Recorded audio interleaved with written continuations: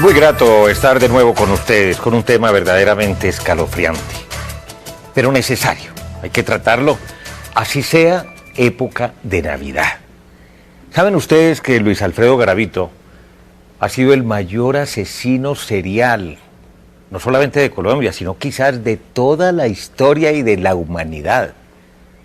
Cerca de 200 niños muertos, después de haber sido torturados, violados, solamente entre el año de 1992 y el año de 1999, porque en la vida de Luis Alfredo Garavito, que hoy está condenado a 55 años de cárcel, hay dos etapas. Y tenemos dos invitados muy especiales. Primero las mujeres, la doctora Ángela Patricia Tapias, ella es psicóloga de la Universidad Nacional, tiene especializaciones en dos universidades españolas, es coautora de varios libros, y también el profesor psicólogo de la Nacional, coautor de este libro que les voy a enseñar, En los laberintos mentales de Garavito. Son un poco más de 300 páginas, bien interesante, hasta el punto de que ya va para la segunda edición. Este es el primer libro de una saga, de una trilogía, porque es un tema, así como es de escabroso, es de apasionante, y es un fenómeno sobre el que todos deberíamos saber para que lo de Garavito nunca se repita jamás, y las autoridades y la sociedad y los padres de familia sepamos qué hacer y podamos identificar a asesinos seriales en potencia. Bienvenidos. Muchas gracias. Bueno, doctor Juan José, para este caso primero los hombres. ¿Qué es un asesino serial? Es una variante de los asesinos que se caracteriza porque matan cada cierto tiempo. No es un tiempo estandarizado, depende de las circunstancias. Las muertes que ocasionan son reales, pero tienen un carácter simbólico para ellos, o sea, el motivo es un motivo simbólico que puede ser poder, dominio, control, reconocimiento. Usualmente no hay un conocimiento previo entre la víctima y el victimario. Hay una altísima dosis de violencia porque la mayor parte de los asesinos seriales son de la variante psicopática, como en el caso de Garavito, y en la variante psicopática la violencia es un elemento predominante, o sea, no solo matan, sino matan con sevicia, con tortura. Sí. Esa monstruosidad es patológica, es un comportamiento típico de un psicópata, porque llama la atención, doctora Ángela Patricia, que realmente se ve con sevicia en los niños. En niños normalmente entre 8 y jovencitos y 15 años, los escoge bonitos, bien parecidos, bien presentados, y casi como si siguiera un guión. Así es. Sí, en efecto, los asesinos y los delincuentes, como cualquier persona, plasman su personalidad al momento de cometer el delito. Entonces, allí está su modo de operación, que es idéntico. En efecto, él tiene un trastorno porque hay una desviación sexual. Quienes realmente le estimulan sexualmente son preadolescentes, son niños, hombres, entonces evidentemente se ve una paidofilia, que es un trastorno mental. Sin embargo, también se nota que en sus patologías se van aumentando progresivamente conforme su carrera delictiva avanza. Entonces, al comienzo no era tan violento ni tan sádico, pero como pasa el tiempo, eso se va reforzando. Ahora, una persona de estas, cuando comete el primer crimen, o el segundo, o el tercero, o el 10º, ¿muestra algún grado de arrepentimiento, doctor Cañas? ¿O realmente para él es un comportamiento, entre comillas, normal? Sí, la primera vez de un asesino, como la primera vez de cualquier persona en aspectos importantes, tiene un significado especial. Por ejemplo, en el caso de Chikatilo, entre el primero y segundo crimen, Chikatilo es el depredador ruso, transcurrieron 20 meses, o sea, él mismo quedó tocado por su crimen. Lo que impresiona en Garavito es que transcurrieron apenas 8 días entre el primero y el segundo crimen. Entonces, Eso pone de presente también un carácter especial en Garavito, confrontado con los otros asesinos seriales.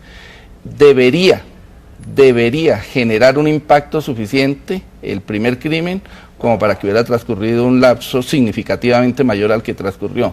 En Garavito eso no se dio, probablemente porque traía una trayectoria criminal de violador serial de aproximadamente 12 años. Entonces hizo después del año 80, la primera fase de su vida, fue violador, mas no mataba a las víctimas. No, hacía todo excepto matar.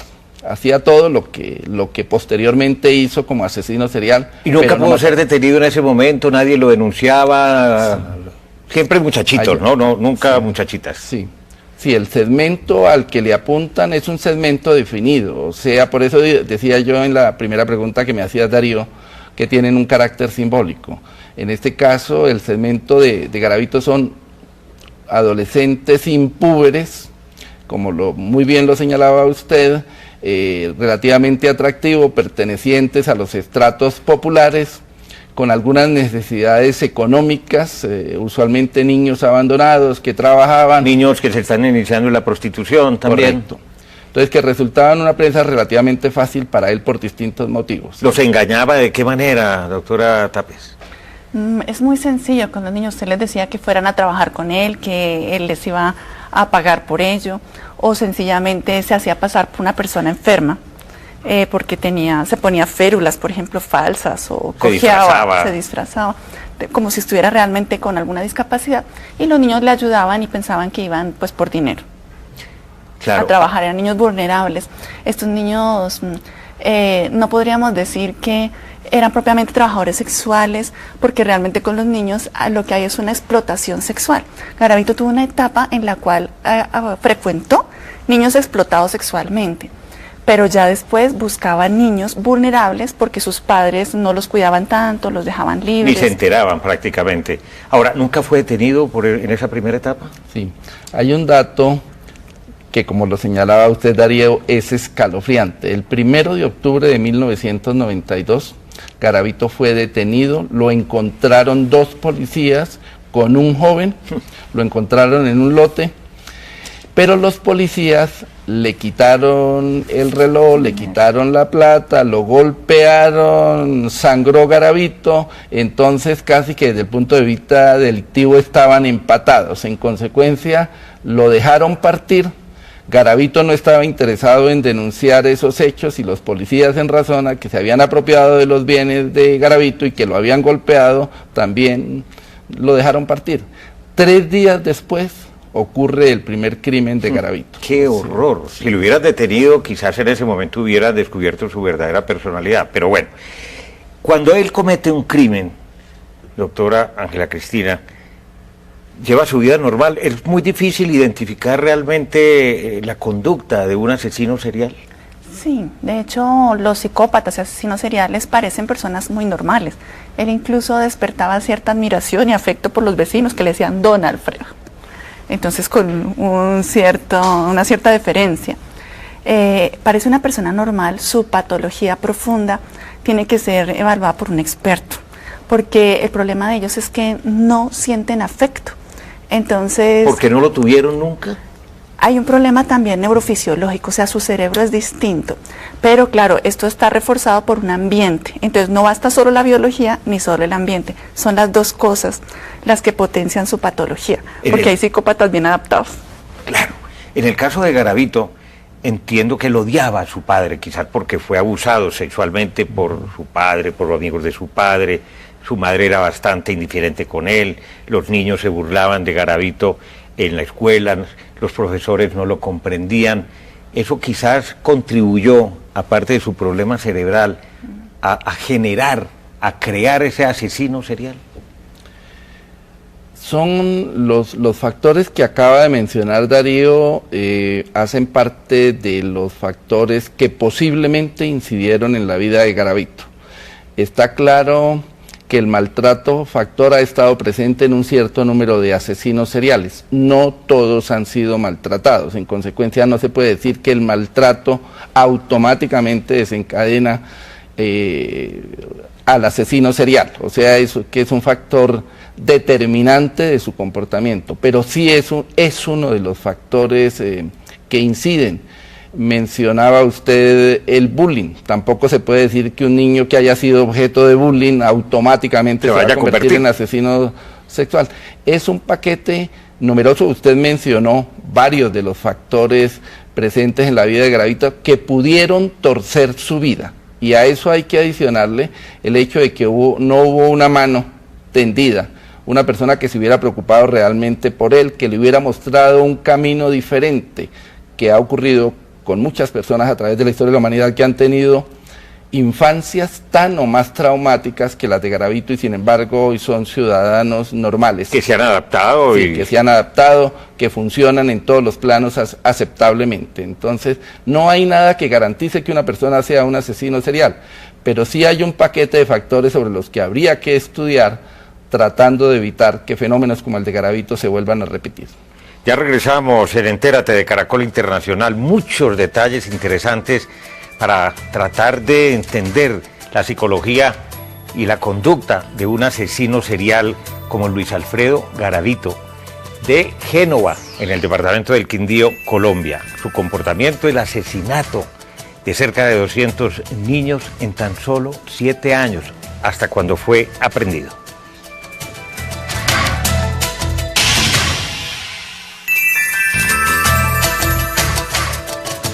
Regresamos para analizar el caso del mayor asesino serial de la historia, de toda la humanidad, no solamente en Colombia, con dos psicólogos que han profundizado, que han averiguado, que han estudiado, que han conversado con muchos científicos adicionales, a quienes les han preguntado para tratar de entender esto que para un ser humano normal pareciera incomprensible. Los padres nunca se percataron, en cuanto salían noticias de que había sido torturado, violado y asesinado un niño aquí, el otro allá, porque aparecían por todo el territorio colombiano.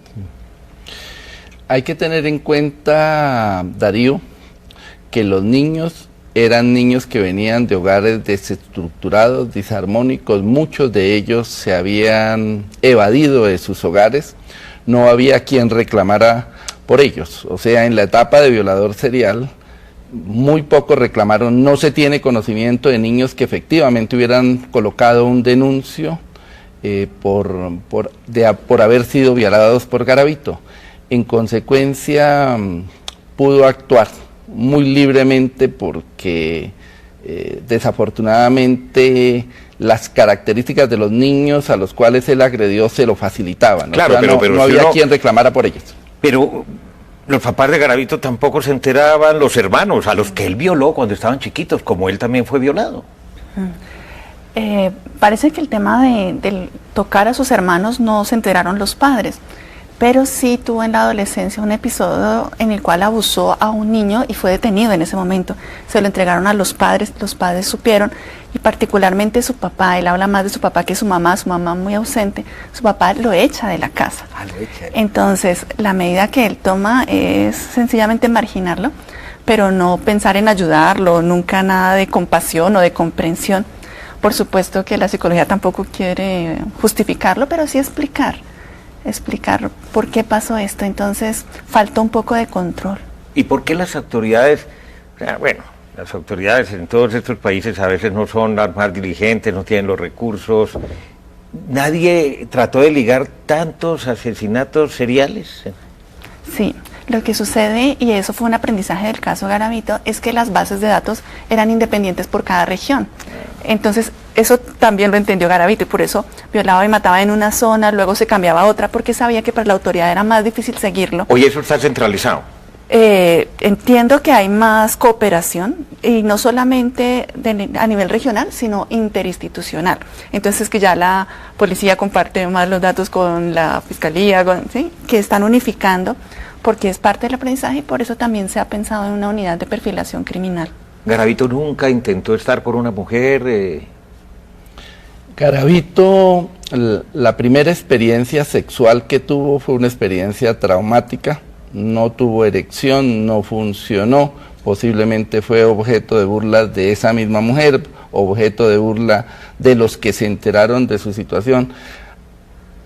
No funcionó, entre otras cosas, porque desde muy pequeño le atraían más los hombres que las mujeres, entonces no encontraba cierta resonancia con eso. Posteriormente, él estableció lo que pudiéramos llamar unos hogares, o sea, él vivió con varias mujeres, usualmente mayores que él, mujeres otoñales. Como buscando una mamá, esa mamá indiferente o... Esa es una posible interpretación, Darío, pero la interpretación más posible desde el punto de vista de un asesino serial es que busque una fachada. Si a un hombre que tiene una mujer y que tiene un hijo que no era de él, hay menos probabilidad de que lo busquen a la hora de que aparezcan, por ejemplo, los cadáveres. Usualmente buscaban a personas culpables de los niños que aparecían asesinados. A él nunca lo buscaron porque no había nada en él que hiciera pensar que estuviera asesinando. Es un asesino psicópata, planeaba, preparaba... Con sangre fría, sí, con así. Toda la sevicia. ¿Nunca había alcohol, drogas de por medio? ¿O sí? Sí, claro. De hecho, llevaba generalmente la misma botella de vino, que era el vino de la corte, lo más barato.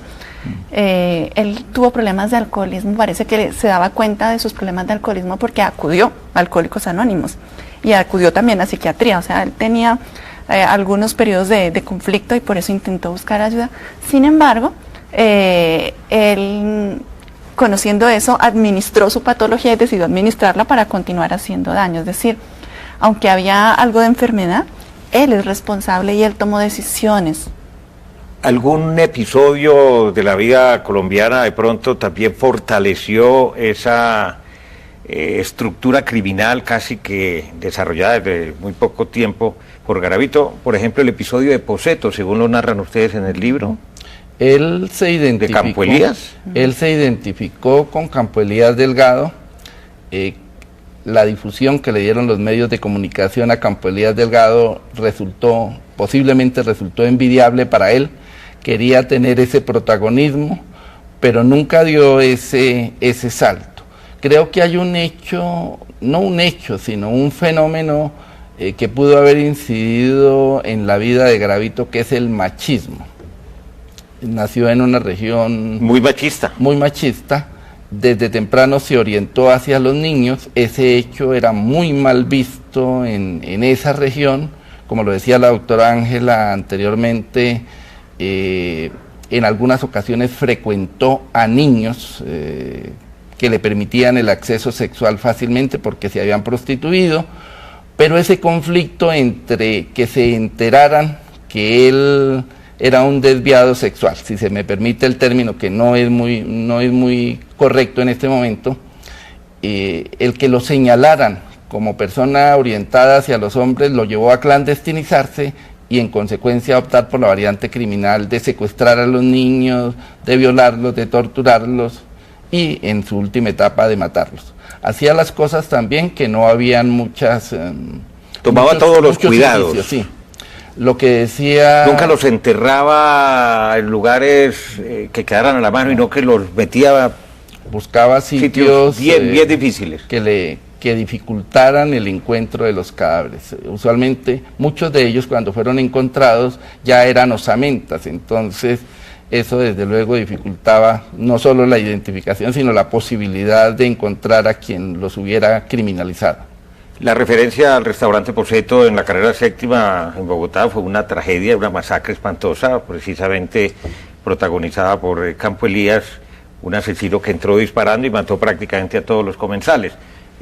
Vale la pena esa precisión. Es un peligro público, Garavito, si estuviera en libertad, porque él fue condenado a 55 años de edad, tiene 52, saldría de 97, un poco menos quizás. Donde le den chance reincide, porque él ahora se presenta como un cristiano que está arrepentido, que su vida cambió. Eso es mentira. Un asesino serial es un manipulador. Sí, es de hecho una de las características diagnósticas. Son mentirosos, tienen un encanto superficial que hacen que la gente se convenza, que la gente les crea. El arrepentimiento no es real, es un arrepentimiento superficial, es manipulativo, porque él sabe que diciendo que se arrepiente, pues obtiene o beneficios o connivencia de otras personas. Entonces, no podemos creer que sea honesto, que no va a reincidir. Él mismo no puede dar cuenta de que controla sus actos porque ha mostrado desinhibición, descontrol. Y lo que le preguntamos también a todos los expertos que nos acompañaron, doctor Juan José, todos coincidimos, todos creemos que por su perfil él reincidiría. Él reincidiría. Ya regresamos en este último segmento de Caracol Internacional. Entérate qué hacer con un asesino serial.